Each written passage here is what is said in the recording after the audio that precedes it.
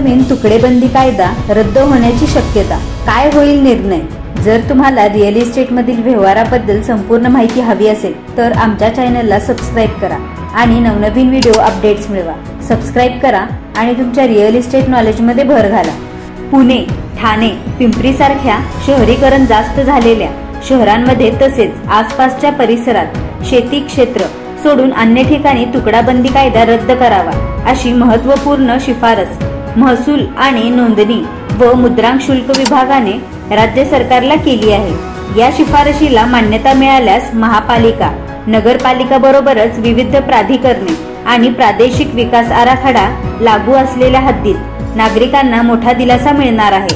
सातबारा उतार्यावरील क्षेत्र, प्रत्यक्षात असलेले क्षेत्र, गाव, नकाशे आणि रेकॉर्डवरील क्षेत्र यात तफावत आहे।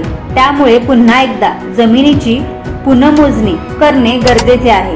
त्यासाठी अस्तित्वातील तुकडाबंदी तुकडेजोड कायदा रद्द करावा अशी महत्त्वपूर्ण शिफारस उमाकांत दागट समितीने राज्य सरकारला यापूर्वीच केली आहे। राज्य सरकारने या कायद्यात बदल करण्यासाठी विविध विभागाकडून अभिप्राय मागविले आहेत। त्यामध्ये महसूल आणि नोंदणी व मुद्रांक शुल्क विभागाने ही शिफारस केली आहे। त्यावर लवकरच राज्य सरकारकडून निर्णय अपेक्षित असल्याचे महसूल खात्यातील वरिष्ठ अधिकाऱ्यांनी सांगितले। असा आहे हा कायदा। शेत जमिनीचे तुकडे पडू नये, शेती किफायतशीर व्हावी यासाठी तुकडेबंदी, तर एकाच गावात एखाद्या व्यक्तीची तुकड्या तुकड्यात वेगवेगळ्या ठिकाणी जमिनी आहे तर त्या मालकाला एकाच ठिकाणी एकत्रित जागा मिळावी यासाठी तुकडेजोड या उद्देशाने 1947 मध्ये हा कायदा करण्यात आला। या कायद्याअंतर्गत राज्य सरकारने प्रत्येक तालुकानिहाय बागायती आणि जिरायती जमिनीचे क्षेत्र निश्चित करून दिले। या क्षेत्राच्या खालील जमिनीचे व्यवहारावर बंदी घातली, परंतु त्यानंतर मोठ्या प्रमाणावर जमिनीचे तुकडे पडले। सरकारने कायद्यात बदल करीत सरसकट बागायतीसाठी 10 गुंठे तर जिरायतीसाठी 20 गुंठ्यांच्या खालील क्षेत्राच्या व्यवहारावर बंदी घातली आहे। तरी जमिनीचे 1-2 गुंठे तुकडेपासून सरास बेकायदेशीर विक्री होत आहे। व्यवहाराची दस्त नोंदणीसाठी नोंदणी व मुद्रांक शुल्क विभागावर मोठा दबाव आहे। महसूल मंत्री चंद्रशेखर बावनकुळे यांनी तुकडेबंदी कायदा रद्द करण्याबाबत सूतोवाच केले होते।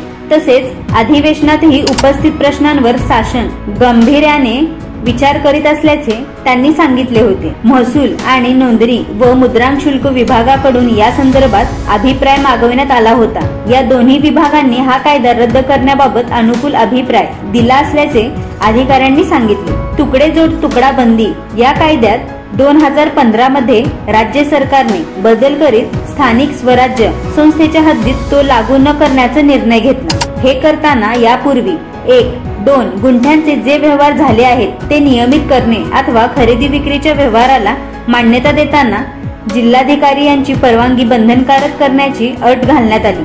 त्यामुळे या कायद्याची अंमलबजावणी करण्यात अडचणी येत आहेत। तसेच सर्वसामान्य नागरिकांना देखील ती अट त्रासदायक ठरत आहे। ती रद्द करण्यात यावी असे प्रस्तावात म्हटले असल्याचेही अधिकाऱ्यांनी सांगितले।